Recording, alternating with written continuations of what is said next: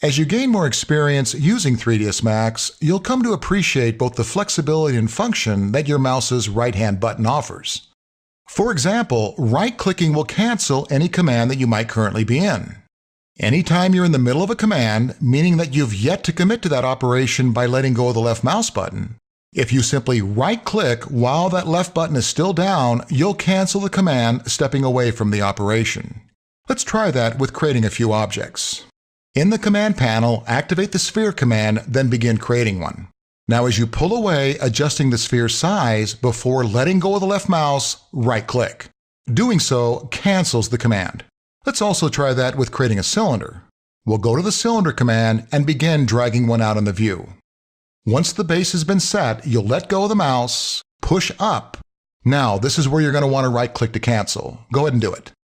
So whenever beginning to make something, if you decide not to do so after all, simply right-click. That right-click to cancel also carries over to when a command is still on or active. Notice that the cylinder command over in the command panel is currently blue, meaning that Max, at the moment, is in a position where it's ready to begin making that particular shape. To exit the command, in other words, to turn it off, you'll simply right-click anywhere within the view. There's also a few right-click options when working with spinners. Those are those little up and down arrows that you use to adjust a setting. Let's create and leave a cone on the screen. So we can see both the shaded surface and the layout of the wireframe, let's go ahead and type F4. Okay, over to the Modify column in the command panel. When adjusting a spinner, right-clicking on that spinner while the left mouse is still down will again cancel the operation. Let's try that with adjusting the height segments. I'll make the change, leave the left mouse down, and simply right-click. Why don't we also do that with the radius 2 value? You begin making the adjustment, then change your mind. Leave the left mouse down and right-click. Approaching a spinner and right-clicking on either arrow will automatically take that spinner down to its lowest possible value. Let's take a look at that. Back on the right, find the height segments, then right-click on either of its spinners. The height segments are automatically reduced to the fewest number available, that being 1. Try the same right-click on one of the radius 2 spinners. Now that takes the tip of the cone to a point, taking that value to 0. And with sides, I wonder what the fewest number of sides a cone can have. Let's right-click on that. Well, there's your answer, 3. Let's go ahead and crank that back up a little. As you can see, that lowest possible value will vary all depending on which control you're working on.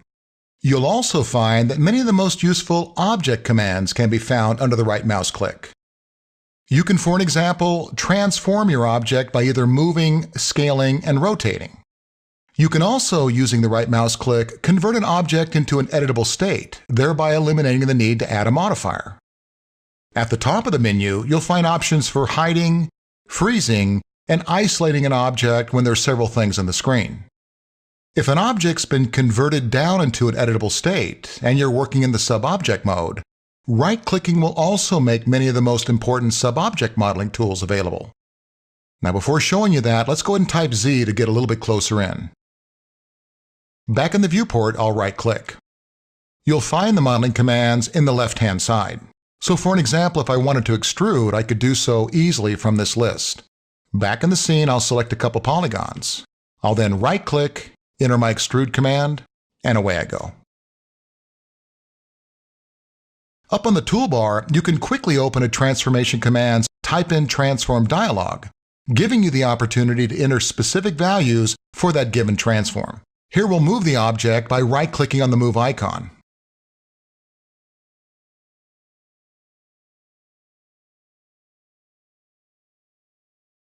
We can rotate right-clicking on the Rotate icon.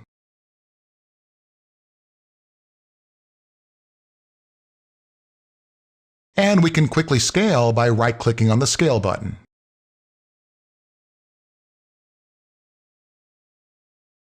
Max's snapping commands, found more toward the middle of the toolbar, can have their snap to settings adjusted by, again, simply right-clicking on the respective icon.